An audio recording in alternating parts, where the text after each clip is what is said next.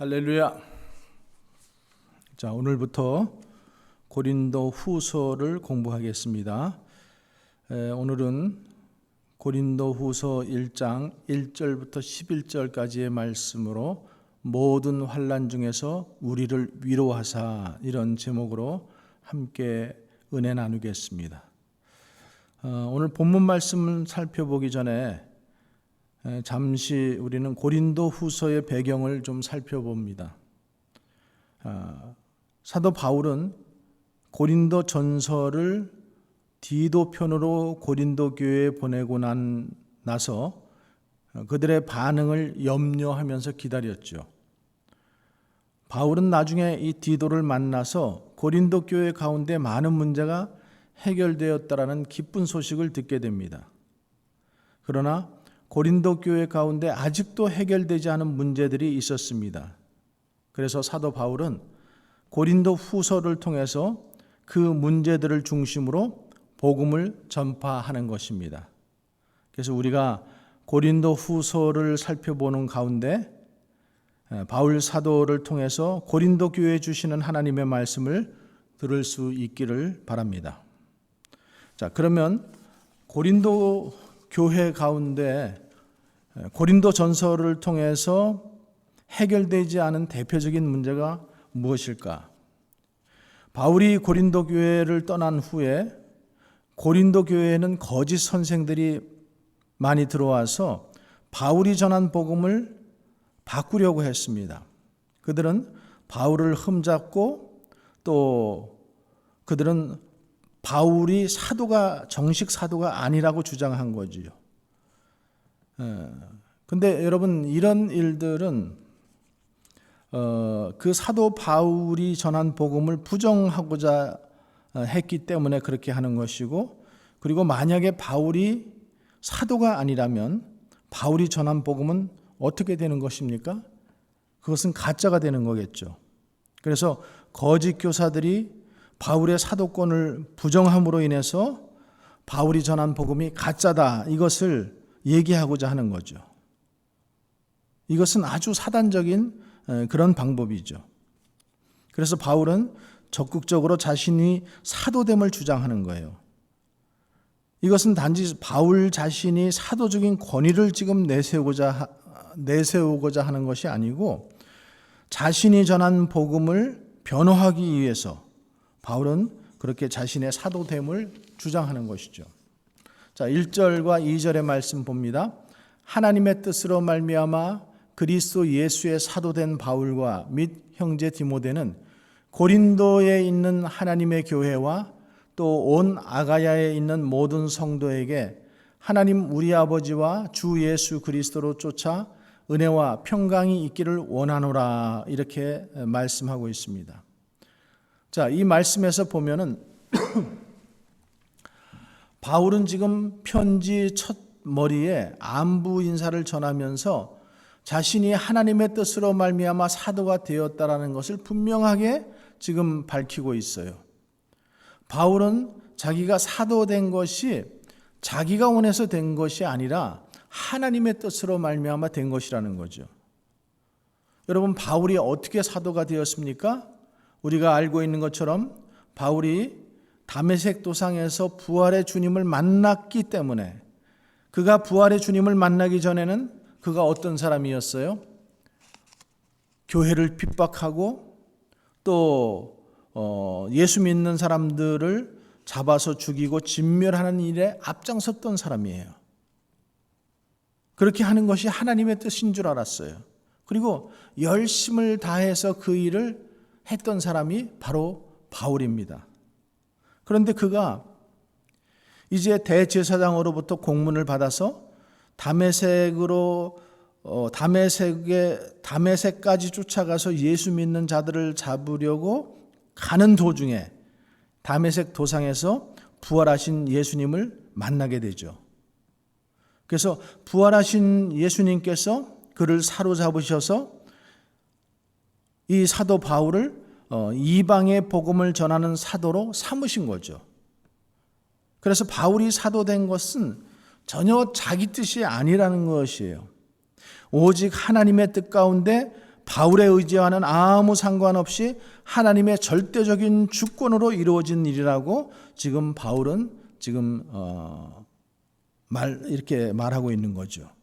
그래서 바울 오늘 이 고린도후서 첫 머리에 안부를 전하면서 자신이 사도된 것은 자신의 뜻으로 말미암아 된 것이 아니라 하나님의 뜻으로 말미암아 되었다라는 것을 분명하게 밝히고 있습니다.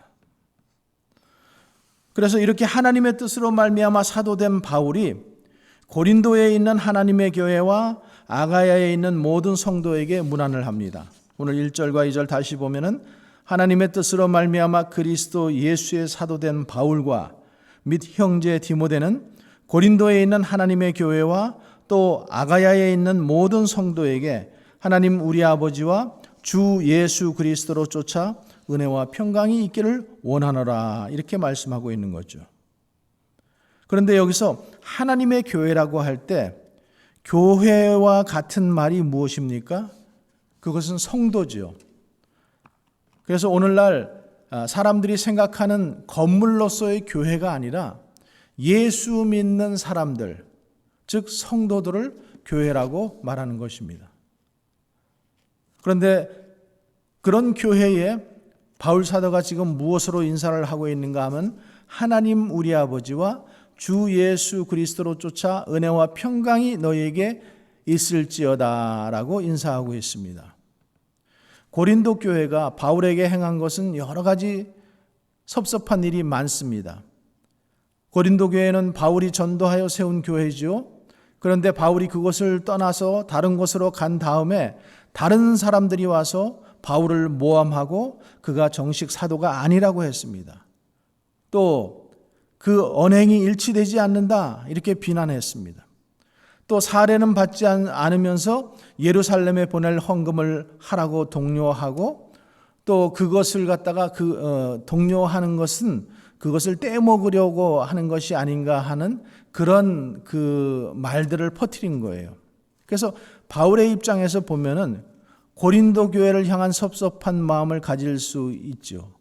그럼에도 불구하고 바울이 하나님의 은혜와 평강을 그들에게 전하고 있는 것입니다.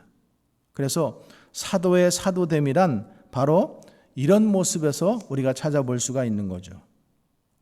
자, 3절과 4절 말씀에 보면은 찬송하리로다 우리 주 예수 그리스도의 하나님이시여 자비의 아버지시여 모든 위로의 하나님이시며 우리의 모든 환난 가운데 우리를 위로하사 우리로 하여금 하나님께 받는 위로로서 모든 환난 중에 있는 자들을 능히 위로하게 하시는 이시로다 이렇게 말씀하고 있어요.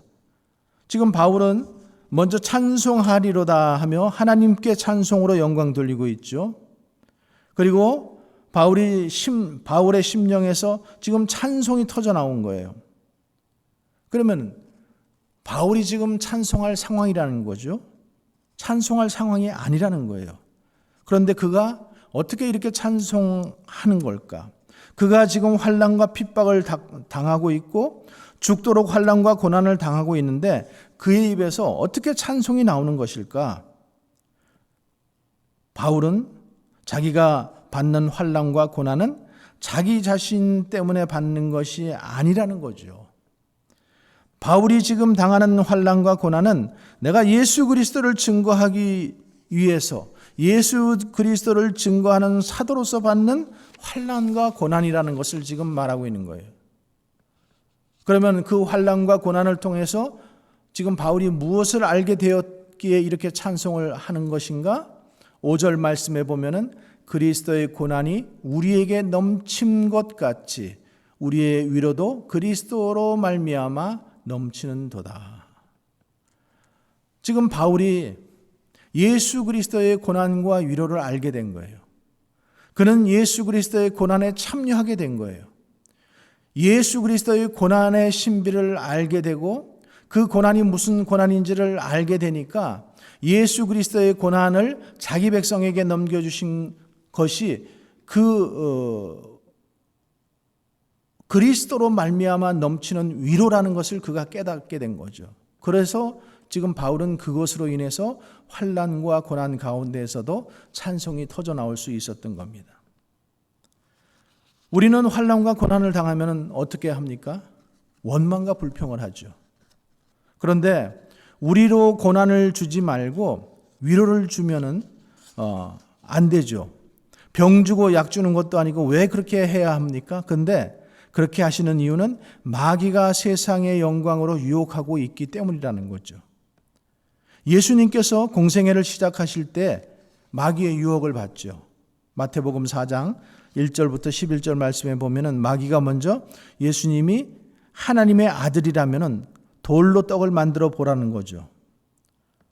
또 두 번째는 뭐예요? 성전 꼭대기에서 뛰어내리면은 천사들이 보호해 줄 거라는 거죠.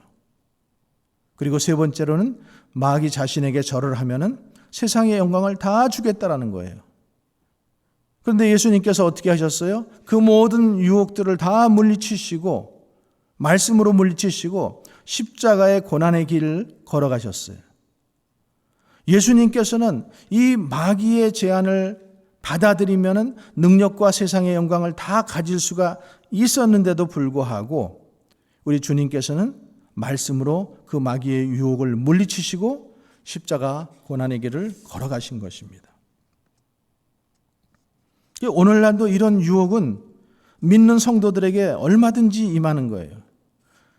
내가 능력 있는 주의 종이라면 기적을 행해 보라는 거죠. 세상의 영광을 보여줘 보라는 거죠. 지금 바울 사도에게도 이러한 요구들이 끊임없이 오는 거예요. 그럴 때마다 지금 바울은 뭐라고 답변을 합니까? 내가 보여줄 수 있고 자랑할 수 있는 것은 오직 예수 그리스도의 십자가뿐이라고 그렇게 고백을 하죠.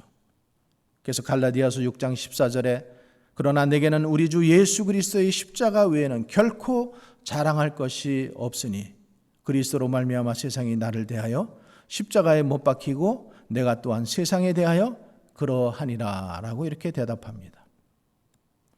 자, 그러면은 예수 그리스도의 십자가가 무엇입니까? 환난과 고난과 핍박과 버림받음입니다. 세상에서의 버림받음만이 아니라 하나님에게서조차 버림을 받는 모습이 십자가의 모습입니다.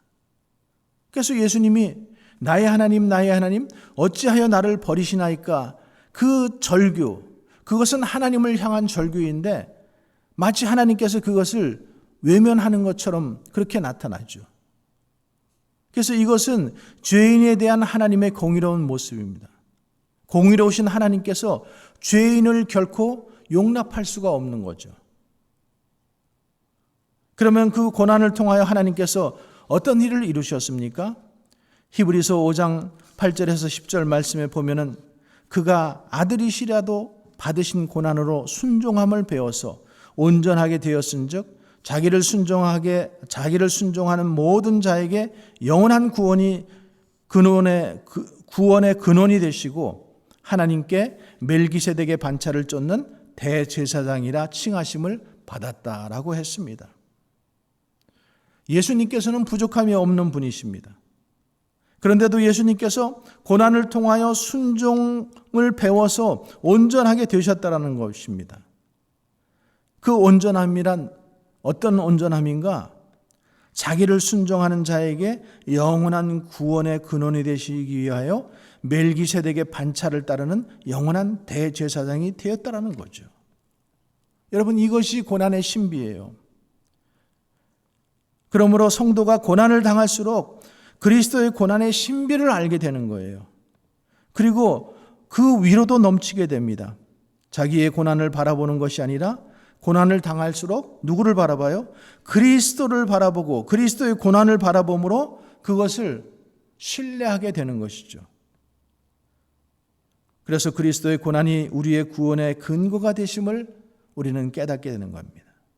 그리고 자신의 고난으로 인하여 불평하고 원망하는 것들이 그리스도의 고난 앞에서 입을 다물게 되는 거예요.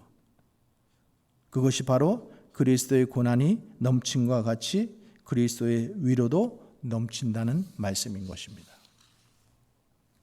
그러면은 왜 그렇게 하시는 것일까요? 야고보서 1장 2절에서 4절 말씀에 보면은 내 형제들아 너희가 여러 가지 시험을 만나거든 온전히 기쁘게 여기라. 이는 너희 믿음의 시련이 인내를 만들어내는 줄 너희가 알미라. 인내를 온전히 이루라. 이는 너희로 온전하고 구비하여 조금도 부족함이 없게 하려 함이라. 예수 그리스도께서 고난을 통하여 온전하게 되셨다는 것을 성도가 고난을 통하여 알게 하시는 것이죠. 그래서 그리스도의 고난 속에서 곧 그 십자가 안에서 온전한 용서와 구원이 있음을 알게 하는 거예요. 그러면 우리는 또 묻고 싶은 게 있습니다. 그게 뭐예요? 그러면 그런 방법 말고 다른 방법으로 고난 없이 세상의 영광이 주어지는 방법은 없습니까? 이렇게 묻죠. 답은 없습니다. 그런 방법은 마귀가 제시하는 방법이에요. 그러므로 하나님의 자기 백성만 알아채도록 감추어 주신 방법이 바로 고난의 길입니다. 좁은 문이고 좁은 길입니다. 이 길은 많은 사람이 찾지 않는 길입니다. 그러나 이 길이 생명의 길이고 마치 밭에 감추인 보화와 같은 것입니다. 겉으로는 고난을 포장해 두었지만은 그러나 속으로는 말할 수 없는 위로와 소망이 넘치게 되어 있는 것입니다. 자, 그러면 성도에게 어느 정도 고난이 오는 것일까요? 8절 9절의 말씀을 한번 먼저 봅니다. 살 소망까지 끊어지게 만드는 것. 형제들아, 우리가 아시아에서 당한 환난을 너희가 알지 못하기를 원치 아니하노니 힘에 지나도록 심한 고통을 받아 살 소망까지 끊어지고 우리 마음에 사형 선고를 받은 줄 알았으니 이는 우리로 자기 일을 의뢰하지 말고 오직 죽은 자를 다시 살리시는 하나님만 의뢰하게 하심이라고 했습니다. 여러분, 물에 빠진 자는 지푸라기라도 잡으려고 하죠.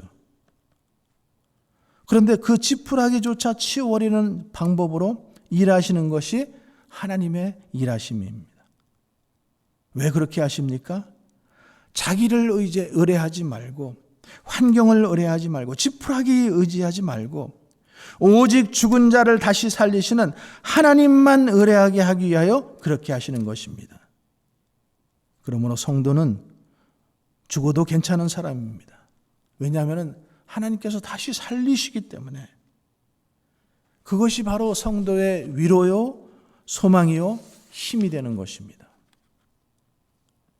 여러분, 그것뿐만이 아닙니다. 지금 우리가 믿음으로 인하여 여러 가지 시험과 어려움을 당하고 있다면 그것이 다른 성도에게 위로를 주기 위함입니다. 지금 당하는 고난이 나중에 동일한 고난을 당하는 형제들에게 말할 수 없는 위로를 준다는 거예요. 그래서 6절 7절 말씀에 우리가 환난 받는 것도 너희의 위로와 구원을 위함이요 혹 위로받는 것도 너희의 위로를 위함이니 이 위로가 너희 속에 역사하여 우리가 받는 것 같은 고난을 너희도 견디게 하느니라. 지금 바울 사도가 환난 받는 것 바로 성도들의 위로와 구원을 위한 것이라는 거예요. 바울 사도가 위로를 받는 것도 성도들이 고난을 견디게 하기 위함이라는 거죠. 그래서 이미 그리스도의 고난의 신비를 알게 된 바울이 그 고난의 자취를 남겨서 성도들에게 위로가 되게 하는 것입니다. 이렇게 믿는 성도들은 세상의 환난을 두려워하지 않게 됩니다. 세상 사람들의 그 두려움은 환난이 닥칠까 두려워합니다. 그러나 성도에게는 환난이 오히려 그리스도의 사랑을 더욱 온전하게 드러나게 하는 것입니다. 그 사랑으로 인해서 환난 중에 위로와 소망이 더욱 든든해지는 거예요. 믿음의 뿌리가 더욱 견고하게 내려지는 거예요. 그래서 주를 찬송하게 된다는 거예요. 10절과 11절 말씀에 보면은 그가 이같이 큰 사망에서 우리를 건지셨고 또 건지시리라. 또한 이후에라도 건지시기를 그를 의지하여 바라노라. 너희도 우리를 위하여 간구함으로 도우라. 이는 우리가 많은 사람의 기도로 얻은 은사를 인하여 많은 사람도 우리를 위하여 감사하게 하려 함이라고 했습니다.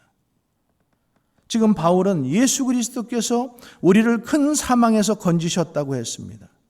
또한 지금도 건지신다고 했습니다. 그리고 이후에라도 건지시기를 그를 의지하여 곧 예수 그리스도를 의지하여 바란다라고 했습니다. 그러므로 환난 가운데에서도 주님이 주시는 위로함을 덧입고 환난 가운데 있는 바울 자신과 믿음의 동역자들을 위하여 간구함으로 도우라고 말씀하고 있습니다. 이는 많은 사람들의 기도로 그 얻은 은사로 인하여서 많은 사람들도 자신들로 인해서 감사하게 하려 함이라고 했습니다. 여러분, 오늘날 우리에게는 예수 그리스도를 믿는 믿음으로 인해서 어떤 환난이 있습니까? 성령 하나님께서 우리에게 은혜를 주셔서 우리로 그 환난 가운데에서도 예수 그리스도께서 건지심을 믿고 주님이 주시는 위로를 덧입게 하여 주시기를 주님의 이름으로 간절히 축원합니다. 그래서 자신이 처한 환난으로 인해서 낙심하지 않게 하시고 도리어 환난 가운데 있는 믿음의 동역자들을 위로하고 그들을 위해서 기도하는 자들이 되기를 주님의 이름으로 간절히 축원합니다. 기도하겠습니다. 이제는 우리 주 예수 그리스도의 은혜와 하나님의 크신 사랑과 성령의 내주 교통 역사하시는 은혜가 환난 가운데서 주님이 우리를 건져 주실 것을 굳게 믿고 하나님 앞에 찬송과 영광 돌리기를 원하는 주의 백성들 위해 이제로부터 영원토록 함께 하시기를 간절히 축원하옵나이다. 아멘.